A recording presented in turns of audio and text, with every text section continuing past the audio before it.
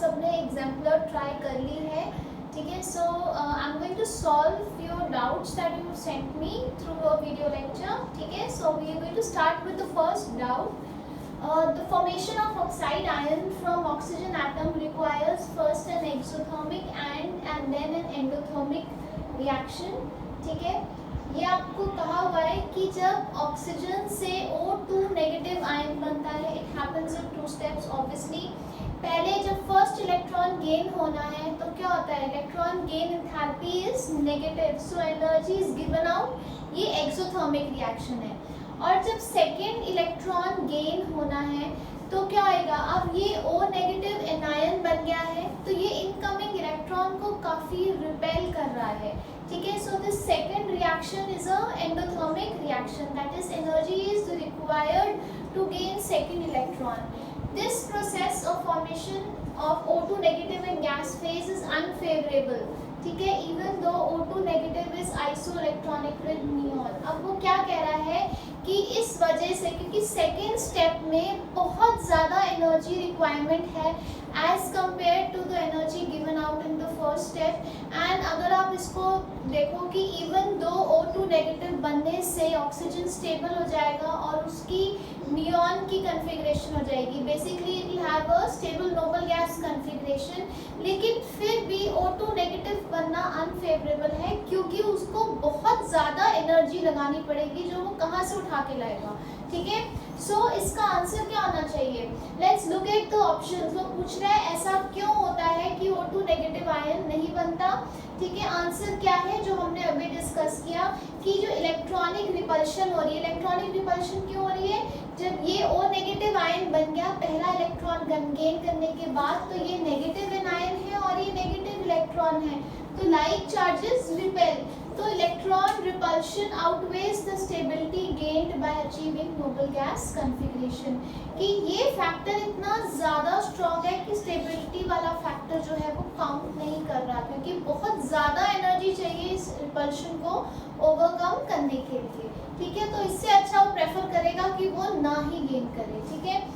So even you can look at the other options, क्योंकि they are blankly wrong, तो कई बारी elimination method से भी आप आंसर निकाल सकते हो, क्योंकि ए अगर आपको सी नहीं भी लेट्स से किसी पेपर में पता है एंड इफ यू नो कि जो शॉर्ट पता है कि ए बी और डी नहीं है, तो then also you can arrive at answer C.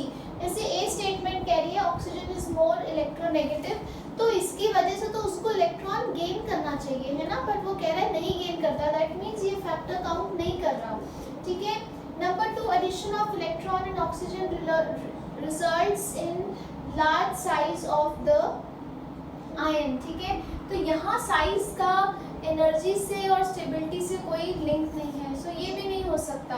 Oxide ion has comparatively smaller size than oxygen atom, ये तो स्टेटमेंट ही गलत है क्योंकि एनायन का साइज तो स्टेबल एटम से ज़्यादा होता है ना कि कम होता है. तो आपका आंसर इन एनी केस हमने पहले ही डिसाइड कर लिया था एंड वी डिस्कस्ड. आंसर क्या है हमारा, ऑप्शन सी, ठीक है. Right, now we move on to the next question, इसको नोट कर लो. Okay, now we are on to question 18th. Which of the following statements are correct? Helium has the highest first ionization energy in the periodic table. Obviously this is correct because आपको पता है noble gases जो हैं, noble gases are stable elements, उनका जो valence shell है complete होता है, ठीक है, and they do not need to lose और गेन इलेक्ट्रॉन्स. इनकी आयनाइजेशन एनर्जी रिक्वायरमेंट इसलिए बहुत हाई है क्योंकि ये स्टेबल है और ये इलेक्ट्रॉन लूज करना नहीं चाहते.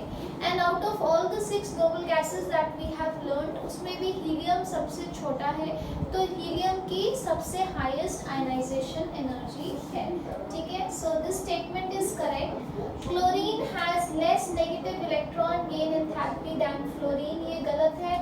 हमने पढ़ा था क्लोरीन की electron gain enthalpy is more negative than fluorine. Reasons are known to you, ठीक है. Mercury and bromine are liquids at room temperature, ये भी ठीक है. मर्क्यूरी लिक्विड मेटल है और ब्रोमीन लिक्विड नॉन मेटल है, ठीक है. In any period atomic radius of alkali metal is the highest, हमने पढ़ा था across a period atomic radius जो है वो कम होता जाता है और शुरू किससे होता है पीरियड, ग्रुप 1 एल्कली मेटल से. So so this statement is also correct. ठीक है, तो ए, सी और डी जो है आपके करेक्ट हैं. ए, सी और डी.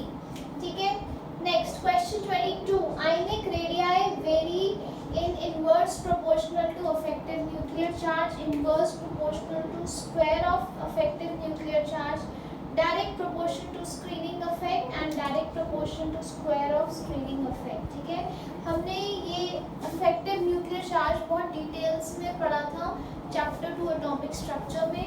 ठीक है, सो अब जैसे आप एटॉमिक रेडियस को ट्रीट कर रहे हो वैसे ही आप आयनिक रेडियस को ट्रीट करोगे. ठीक है, सो पहले तो मैं आपको बताती हूँ इसका आंसर क्या होएगा. इसका आंसर होएगा ए और सी. ठीक है, अब क्यों होएगा?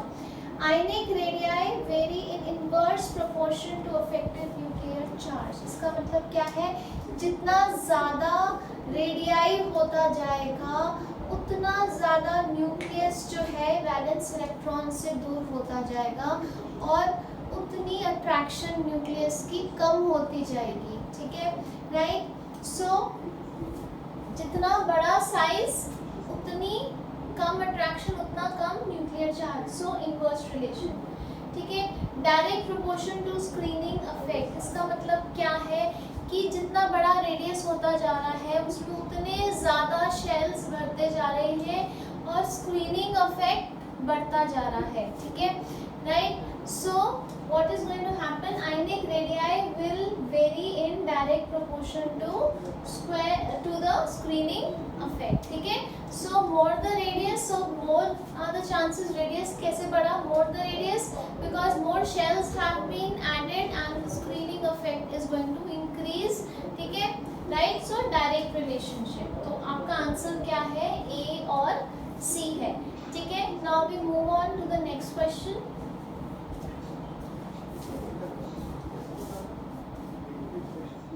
Okay, now we come to question 25.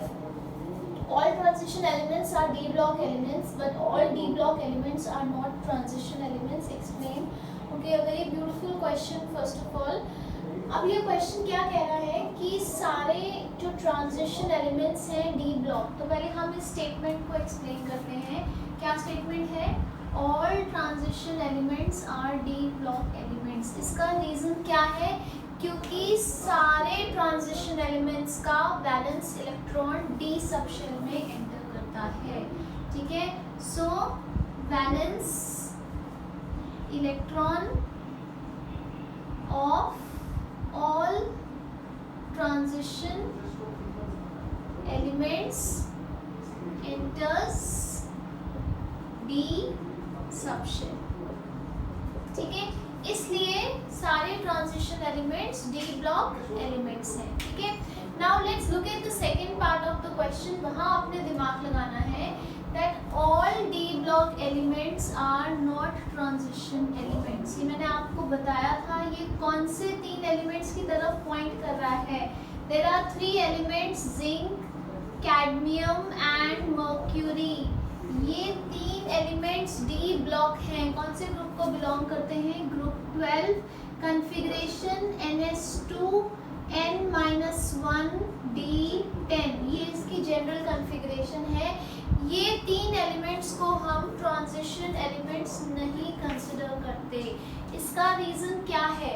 इसका रीज़न ये है, so first you going to write that all D block elements are not transition elements. ठीक है, the group 12 comprising of zinc, cadmium and mercury are not considered transition elements although they are very much a part of D block because क्योंकि इनका जो D subshell है वो complete है. ठीक है, so because they have complete D subshell they are unable to make metallic bonds. तो क्योंकि इनके पास incomplete D subshell नहीं है ये मेटालिक बॉन्डिंग नहीं शो कर सकते, जिसकी वजह से जो इनकी बाकी ट्रांजिशन एलिमेंट्स जैसी टिपिकल मेटालिक प्रॉपर्टीज नहीं होती.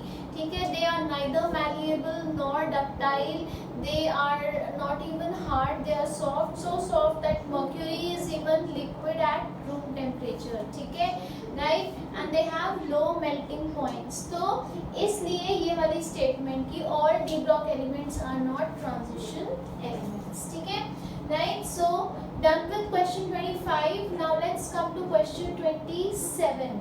Ionization energy of elements of second period are given below, ठीक है, ये आपको सेकेंड पीरियड की दी हुई है। हम यहाँ नाम लिख लेते हैं ऊपर, क्या क्या हो जाएंगे, यू विल हैव लिथियम, उसके बाद बेरिलियम, उसके बाद boron. Can you check here, हमने पढ़ा था कि बोरॉन और बेरिलियम को जब आप चेक करो तो बेरिलियम की आयनाइजेशन एनर्जी बोरॉन से ज़्यादा होती है, क्योंकि बेरिलियम में इलेक्ट्रॉन कहाँ लूज होना है, beryllium is 1s2 2s2 and boron is 1s2 2s2 2p1. तो ऑल्दो बेरिलियम का साइज बड़ा है, लेकिन बेरिलियम में इलेक्ट्रॉन 2s से लूज होना है एंड बोरॉन में 2s से लूज होना ज़्यादा मुश्किल है as compare to 2p. So for this reason ionisation energy of beryllium is greater than boron, ठीक है। उसके बाद आगे चलते हैं। सो उसके बाद क्या आ जाएगा, यू विल हैव कार्बन, उसके बाद नाइट्रोजन, ऑक्सीजन एंड फ्लोरीन। अब यहाँ पे फिर आपको एक्सेप्शन दिख रही है, इसका रीज़न क्या था, इसका रीज़न था कि जो नाइट्रोजन है, ठीक है, उसकी configuration is 1s2 2s2 2p3, ठीक है। तो नाइट्रोजन की कन्फिग्रेशन क्या है, 1s2 2s2 और 2p3, और ऑक्सीजन की configuration, okay, similarly the electronic configuration हमने देख ली नाइट्रोजन एंड ऑक्सीजन, ठीक है। ऑक्सीजन क्या है, 1s2 2s2 2p4, ठीक है। So now you can see here although oxygen का साइज छोटा है but nitrogen is half filled, ठीक है, बैलेंस जो इसका शेल है, ठीक है, so balance subshell is half filled, इसलिए ये ज़्यादा स्टेबल है, देयरफॉर इसमें से इलेक्ट्रॉन निकालना नाइट्रोजन से ज़्यादा मुश्किल होएगा, ठीक है। सो ये आपकी नाइट्रोजन की आयनाइजेशन एनर्जी है और ये ऑक्सीजन की है। उसके बाद फ्लोरीन छोटा है, उसकी ज़्यादा है, ठीक है। तो वैसे भी क्वेश्चन में एक ऑर्डर में दी हुई थी, नहीं भी दी हो तो आप उसको अरेंज कर सकते हो कि डाउन द ग्रुप साइज छोटा हो रहा है, आयनाइजेशन एनर्जी बढ़नी है, ठीक है। लेकिन पहले आप सारे को एक इंक्रीजिंग ऑर्डर में अरेंज कर दो और फिर किसको एक्सचेंज करना है आपने, beryllium boron and nitrogen oxygen को, ठीक है। उसके बाद we are going to plot this on this graph, so match the correct enthalpy with the elements. अब ये लास्ट 2080 हाईएस्ट किसकी होगी, it is going to be your neon, ठीक है, noble gas, right? So even if it is not given in order, what we'll do, we'll arrange the ionization energy in increasing order, ठीक है, क्योंकि size across a period decreasing order में होता है।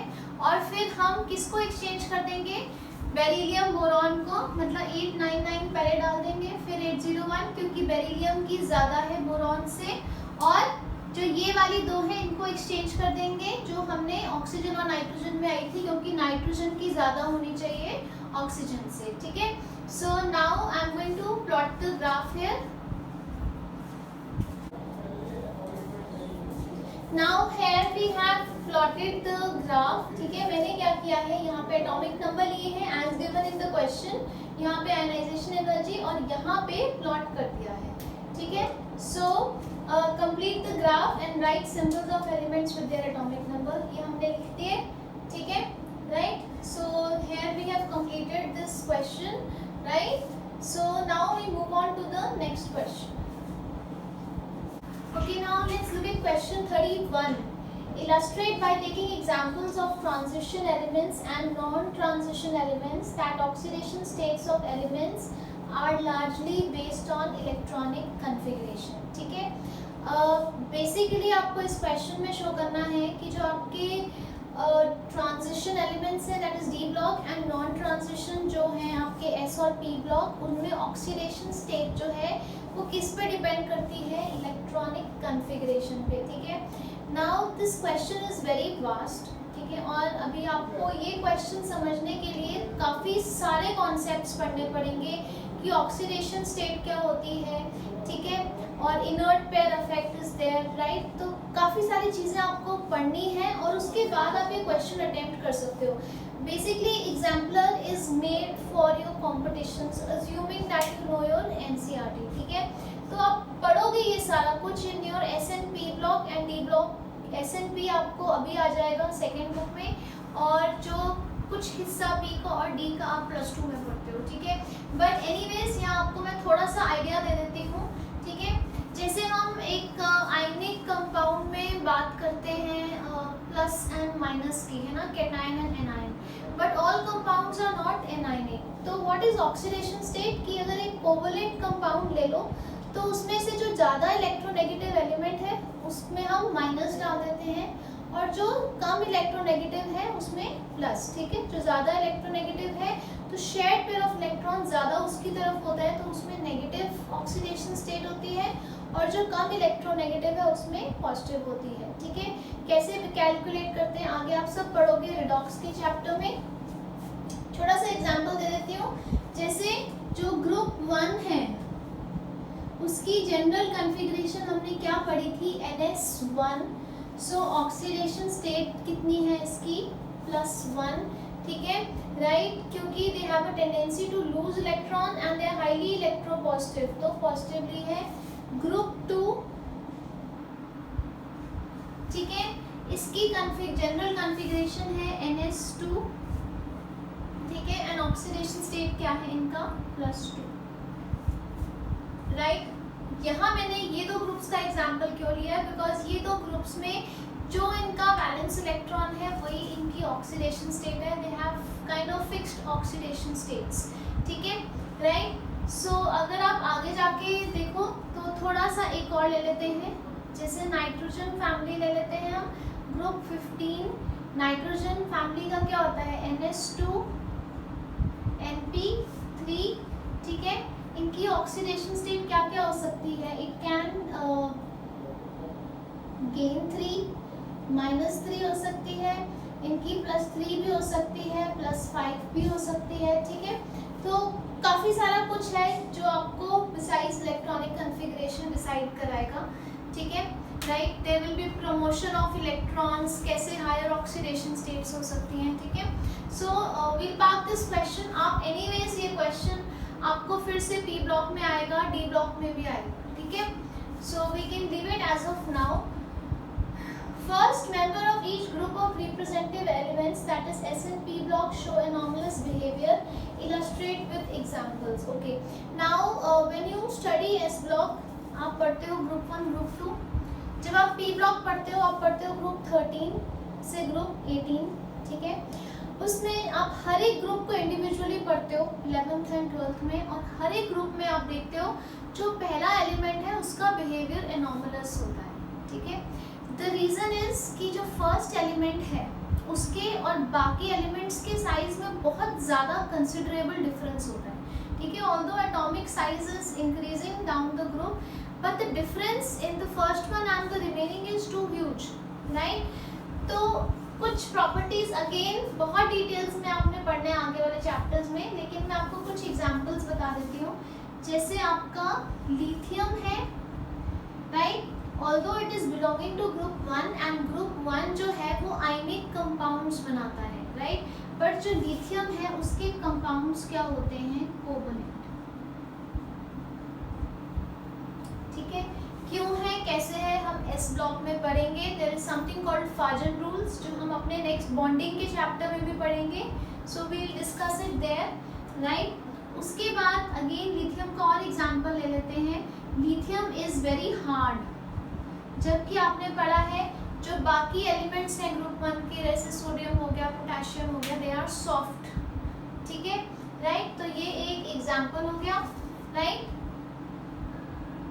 उसके बाद आ जाते हैं, how should you explain the fact that ionization, okay, this very much we can do here in this. ये जो दो क्वेश्चंस हैं ये दो आपने पार्क कर लेने हैं इंडिविजुअल चैप्टर्स में, ये इंडिविजुअली एक एक ग्रुप को लेकर डिस्कस में, ठीक है। Question 35. How should you explain the fact that the first ionization energy of sodium is lower than that of magnesium, but its second ionization energy is higher than that of magnesium. Okay, we have done this question. एक बार फिर से कर लेते हैं, बहुत ही important question है ये.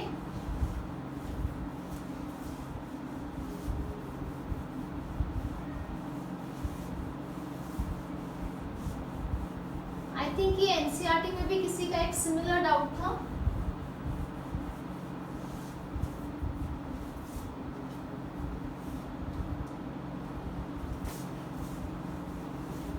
Okay, now पहली चीज क्या है कि ionization energy of sodium. First ionization energy of sodium is less than magnesium. सबसे पहले आप देखो सोडियम और मैग्नीशियम, इसका साइज बड़ा है और इसका साइज छोटा है. कॉन्फ़िगरेशन देखो 1s2 2s2 2p6 3s1 और यहाँ पे 1s2 2s2 2p6 and 3s2. So there is nothing called symmetric effect, penetration effect, कुछ नहीं लग रहा.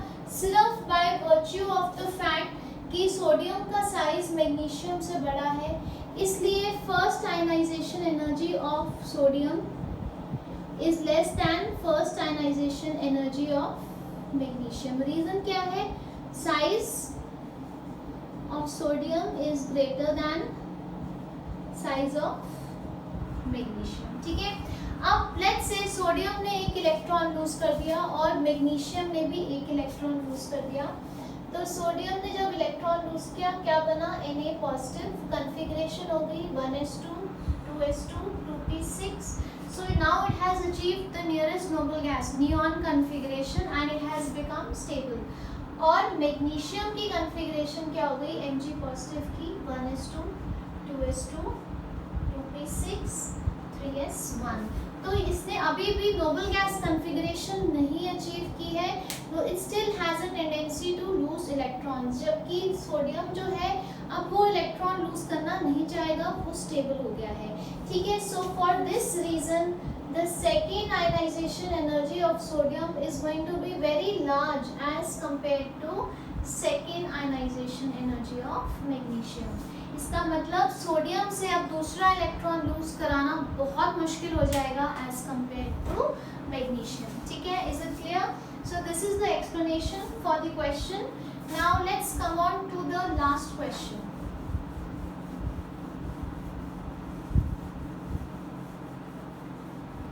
ठीक है. अब आपका लास्ट क्वेश्चन क्या कह रहा है? How should you explain the fact. Sorry, last question में आपको ग्राफ दिया हुआ है, वही सेम ग्राफ जो मैंने आपको क्वेश्चन 27 में प्लॉट करके दिखाया था. और मैंने आपको वहाँ बताया था कि बेरिलियम और boron and nitrogen and oxygen में एक्सेप्शंस आ जाती हैं जब आप ग्राफ प्लॉट करते हो. It's not a straight slope. ठीक है. नीचे की तरफ, 2 बार नीचे की तरफ आया ग्राफ. ठीक है. So same graph is given in question 38. आपने उसका रीजन देना है कि उसमें एक्सेप्शन क्या है. पहली एक्सेप्शन कहाँ आप देखोगे कि बेरिलियम की ionization energy is greater than boron. ये हमने अभी बड़े डिटेल में डिस्कस किया just 2 minutes back in this video lecture कि beryllium was what? Beryllium was 1s2 and 2s2 और बोरॉन क्या था? 1s2 2s2 और 2p1. हमने यहाँ क्या लगाया था? हमने यहाँ पेनिट्रेशन इफेक्ट लगाया था. ठीक है. और दूसरी एक्सेप्शन क्या आप पॉइंट आउट करोगे कि ionization energy of nitrogen is greater than oxygen. और इसका रीजन क्या था? अभी हमने पिछले वाले स्क्रीन पे पढ़ा था कि नाइट्रोजन हाफ फिल्ड था और ऑक्सीजन इनकम्प्लीट था. ठीक है. So now that finishes your doubts. I hope you have understood the solutions. ठीक है. So note them down in case you have more doubts. You can let me know. Meanwhile, stay home, stay safe.